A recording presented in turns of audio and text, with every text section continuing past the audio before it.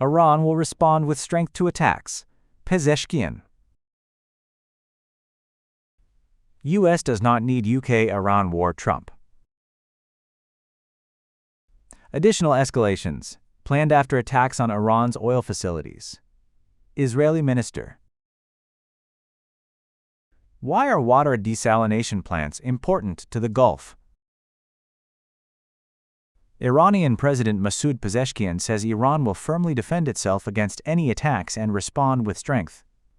In remarks broadcast by Iranian state media, Pezeshkian said Iran seeks good relations with neighboring countries, which he described as brotherly nations. However, he warned that external forces are trying to create divisions in the region. The president said that if attacks originate from the territory of other countries, Iran will respond, but such actions should not be interpreted as hostility toward those states. Pezeshkian also called on citizens to unite in defense of the country, urging people to show solidarity and support for Iran. He added that with the backing of its people, Iran would not allow any enemy to seize even a single inch of its territory.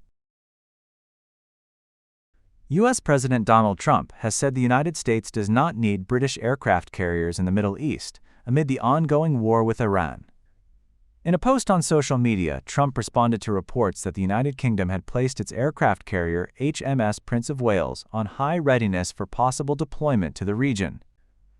Trump said U.S. forces no longer require additional support, adding that Washington would remember countries that join the conflict only after it is nearly over.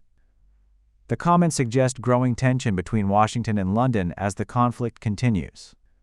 The UK government, led by Prime Minister Keir Starmer, has allowed the United States to use certain British military bases, including RAF Fairford in Gloucestershire and the Diego Garcia base in the Indian Ocean, for what it described as limited defensive operations.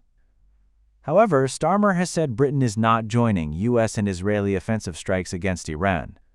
The conflict, which began with U.S. and Israeli attacks on Iran on February 28, has expanded across the region, with retaliatory strikes affecting several Middle Eastern countries. The war has also faced public opposition in the United Kingdom, with protests held outside the U.S. Embassy in London, calling for an end to the conflict. Israel's Energy Minister Eli Cohen says the country's strikes on Iran's oil facilities mark an escalation in the ongoing war. Speaking to Radio 103, Cohen said Israel is prepared to intensify its military campaign and warned that further escalations could occur in the coming days. He added that all targets that could weaken Iran's current leadership remain under consideration. Cohen also said Israel has a clear strategy for the conflict, noting that the government hopes to achieve its military objectives within a defined time frame. He stressed that Israel wants to avoid a situation where the region faces another round of conflict in the coming years. Water desalination plants are a vital source of drinking water across the Gulf region, where natural freshwater resources are extremely limited.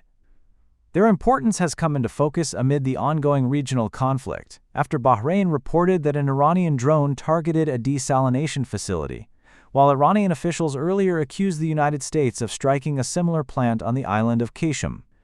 Experts say desalination plants are essential for the survival of many Gulf countries because the region has an arid climate and very few freshwater rivers or lakes. Research shows that countries in the Gulf Cooperation Council, or GCC, account for about 60% of the world's desalination capacity, producing roughly 40% of the world's desalinated water through more than 400 plants. Many Gulf states depend heavily on these facilities for their daily water supply. About 42% of the United Arab Emirates' drinking water comes from desalination, while reliance reaches 90% in Kuwait, 86% in Oman, and around 70% in Saudi Arabia. Saudi Arabia is currently the world's largest producer of desalinated water, with production capacity expected to reach 8.5 million cubic meters per day. Experts warn that damage to desalination plants during conflict could create serious humanitarian and environmental consequences, potentially disrupting water supplies for millions of people across the region.